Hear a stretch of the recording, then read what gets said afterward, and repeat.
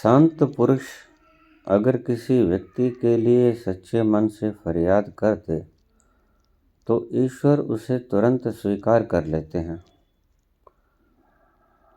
बाबा जी, क्या ये बात सत्य है?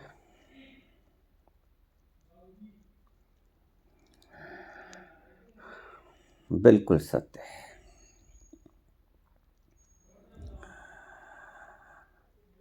हमारे श्री राम शरणम परिवार के संस्थापक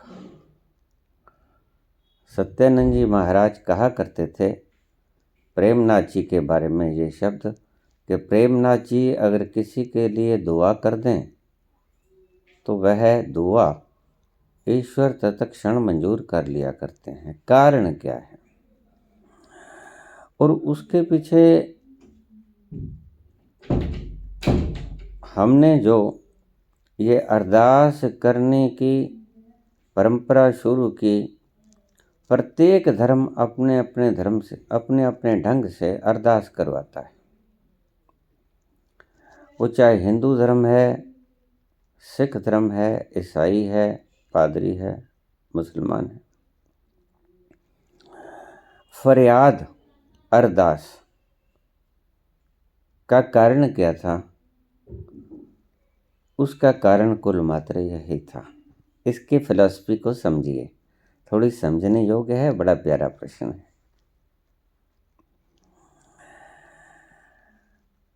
शास्त्रों में एक शब्द आता है कि ईश्वर ने जब इस सृष्टि की सृजना की तो वह अकेला था।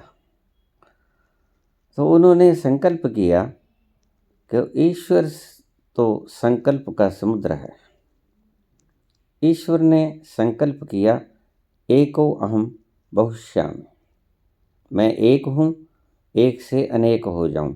और तत्क्षण एक से अनेक हो गया, सृष्टि की सृजना हो गई। क्या हुआ? संकल्प कारागार हो गया, संकल्प सत्य में बदल गया। बस यही फिलॉसफी है अरदास की। अगर कोई सत्य पुरुष आपके लिए फरियाद कर दे तो वह तत्क्षण स्वीकार हो जाएगी। कारण थोड़ा समझिए। जितना व्यक्ति बाहर अपनी इंटेंशन को लेके जाएगा, बाहर के चक्करों में, घूमने में, फिरने में, बाहर के क्रियाकलापों में, बाहर के दृश्यों में आनंद लेने का स्वभाव होगा व्यक्ति का, उतना ही उसका विल पावर कमज़ोर होगा। ध्यान से सुनते रहिए मेरी बात को। जितना व्यक्ति बाहर की चीज़ों का शौकीन होगा उतना ही व्यक्ति की विल पावर कम होगी। क्यों? क्योंकि विल पावर एक ही जगह लगेगी, शक्ति एनर्जी एक ही जगह लगेगी। चाहे उसके लिए आप बाहर का रास्ता ढूंढ लो या भीतर का रास्ता चलने वाले संत पुरुष जैसे जैसे अपने भीतर जाएंगे उनकी विल पावर तीक्ष्ण से तीक्ष्ण, मजबूत से मजबूत होती चली जाएगी। हमारे भीतर ईश्वरीय तत्व विराजमान है, हमारे ही रूप में हम अपने भीतर विराजमान हैं।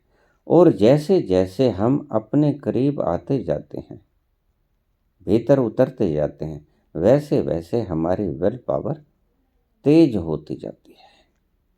इसको ऐसे समझिएगा, हमारा नेट होता है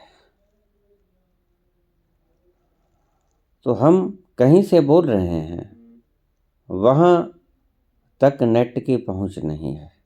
तो हम अगर बात करेंगे तो हमारी बात दूसरे फ़ोन पे व्यक्ति सुन नहीं पाएगा। क्यों नहीं सुन पाएगा? क्योंकि हमारे पास नेट के दायरे में हम नहीं आते, नेट का दायरा हमारे से दूर हो जाता है। इसी तरह आप संकल्प शक्ति से दूर होकर फरियाद करते हो। ये मंदिरों में बैठे हुए लोभी पुरुष, इनका संकल्प या तो लोभ की तरफ जाएगा या ईश्वर की तरफ जाएगा। हमारी इंटेंशन एक तरफ जाएगी। इसलिए आपने देखा होगा कि संत पुरुष ज़्यादा ना दिखावा करने वाले, ज़्यादा मान सम्मान ना पाने वाले, एकांत में रहने वाले, ज़्यादा तड़क भड़क से बचने वाले, अपने में ही मस्त, मोले और बेपरवाह। उन्हें कोई मतलब नहीं कि उनकी ऐनक की डंडी टूटी हुई है या उनकी मूछ का बाल घट पड़ गया है, कोई मतलब नहीं। कारण सिर्फ यही होता है कि वो अंतर्मुखी होते हैं। उन्हें अपने अंतस से आनंद मिलता है। जो जो व्यक्ति अपने अंतस में उतरता जाएगा, त्यों त्यों वो ईश्वर के करीब होता जाएगा और ईश्वर का आनंद उसे ज़्यादा घनीभूत होकर मिलना शुरू हो जाएगा। ये तो है भीतर की प्रक्रिया, जिसे हम जितना जितना अंतस्तल में जाएंगे उतने उतने हमारी विल पावर बढ़ती जाएगी। इसलिए जिन विद्यार्थियों को विल पावर बढ़ाना है वो ध्यान का अभ्यास करें, वो अपने भीतर उतरना शुरू करें। जैसे जैसे हम बाहर चले जाएंगे हम बाहर की चीज़ों का लुत्फ़ लेंगे, लेकिन बाहर की चीज़ों का लुत्फ़ तो हमें मिल जाएगा, लेकिन हमारी विल पावर नहीं बढ़ेगी। हमारी विल पावर खर्च हो जाएगी, बढ़ेगी नहीं। बाहर जाने से हमारी विल पावर माइनस होती है, भीतर जाने से हमारी विल पावर प्लस होती है।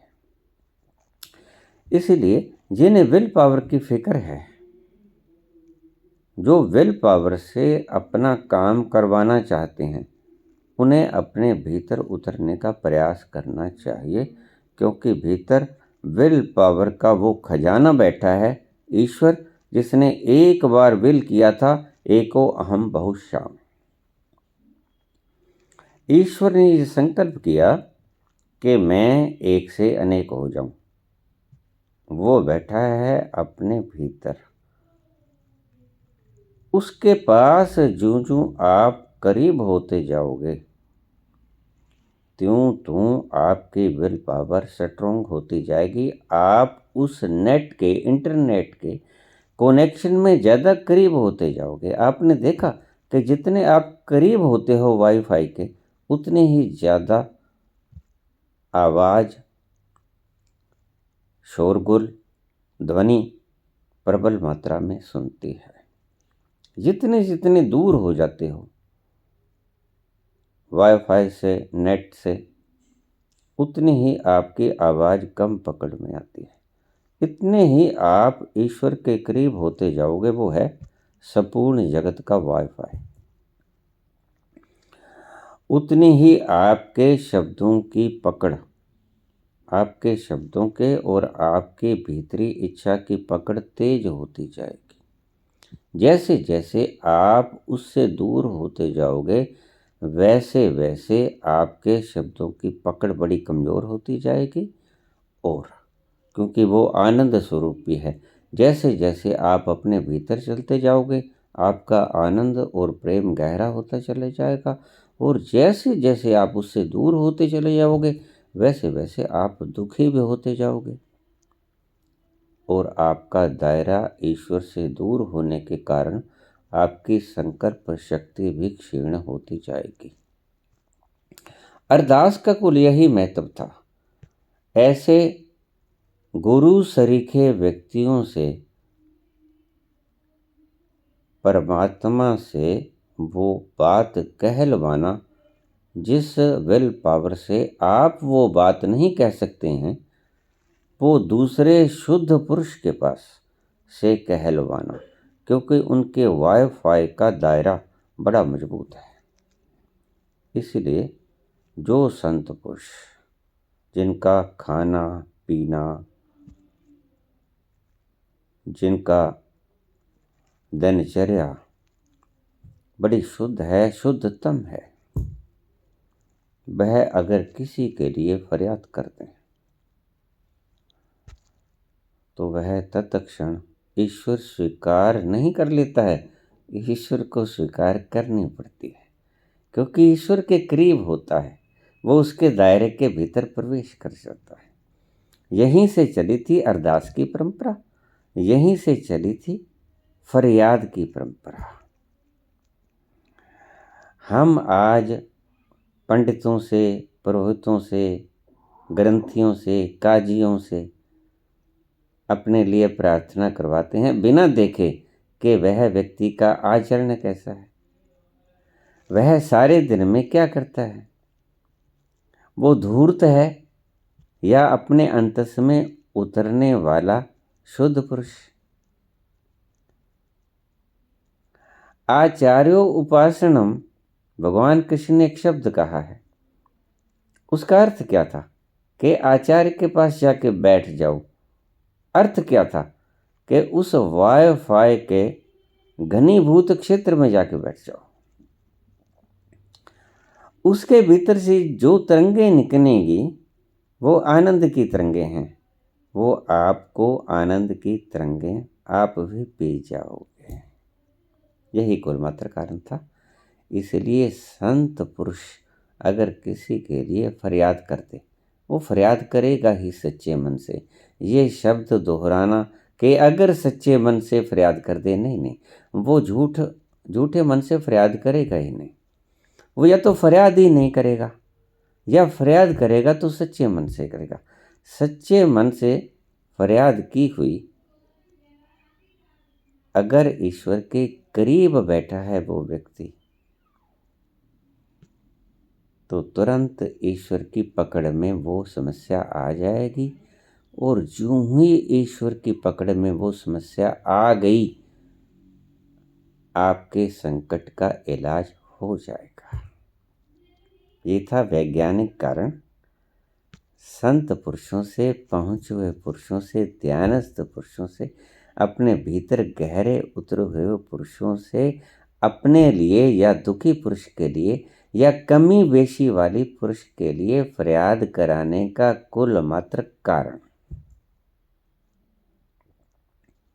सो संत पुरुष अगर किसी के लिए फरियाद कर दे, क्योंकि वो उस वाईफाई के दायरे के बिल्कुल क्लोज बैठा है, तो वह पकड़ में आएगा ही आएगा। तुम ईश्वर की पकड़ से बहुत बाहर चले जाते हो, तुम ईश्वर की सृष्टि में उलझते हो। ईश्वर की सृष्टि के भीतर तुम आनंद मानने की चेष्टा करते हो। अज्ञानता के कारण तुम्हें लगता है कि शायद ईश्वर की बनाई हुई चीज़ों के भीतर सुख मिल जाए। नहीं मिलेगा। जो सुख छज्जू दे चुबारे, न बल्ख न बुखारे। तुम अपने ही घर में, इसका अर्थ था एक बात का कि जब तक तुम अपने ही घर में नहीं पहुंचते, तब तक तुम्हें आनंद की प्राप्ति नहीं होती। सो छज्जू, बल्ख और बुखारा शहर बड़ा प्रसिद्ध और बड़ा सुंदर शहर है। वहाँ की सैर करके आ गया और अपनी टूटी हुई चारपाई के ऊपर जब लेटा तो उसको बड़ा आराम आया। आप भी देखना, आप सारा संसार घूम के आ जाते हो, लेकिन जब अपने घर में आते हो तो वैसा आराम आपको कहीं नहीं मिला होता। आप कितना ही 5 स्टार 7 स्टार में घूमो, जो सुख छज्जू दे चुबारे, न बल्ख न बुखारे। इसका कुल मतलब इतना था कि तुम अपने भीतर अपने तक पहुँचे जाओ, तो आपको जैसा सुख मिलेगा वो कहीं भी नहीं मिलेगा। संत पुरुष अगर किसी के लिए फरियाद करते हैं, तो वह क्योंकि ईश्वर के पास ही बैठा होता है, और ईश्वर खुद जब संकल्प करता है, एको अहम ब्रह्मस्यामि, मैं एक से अनेक हो जाऊं, तत्क्षण ये सारा पसारा खिलर जाता है और एक से अनेक सृष्टियों की सृजना हो जाती है। कितना संकल्पवान है वो। बस इसका कुल मात्र वैज्ञानिक आधार यही था। ऐसे पुरुष अगर आपके लिए फरियाद कर दें, जो पुरुष उस ईश्वर के करीब जाते हैं, रोज जाते हैं, और जो उसके पास ही बैठे रहते हैं उनका तो कहना ही क्या है। ऐसे पुरुषों से आशीर्वाद लेना चाहिए, ऐसे पुरुषों से अपनी समस्या बतानी चाहिए, ताकि अगर वो करुण हृदय से ईश्वर के आगे फरियाद कर दें तो आपकी वेदना, आपकी व्यथा, आपका दुख हल हो जाएगा, घटना शुरू हो जाएगा और घटते घटते घटते समाप्त हो जाएगा। धन्यवाद।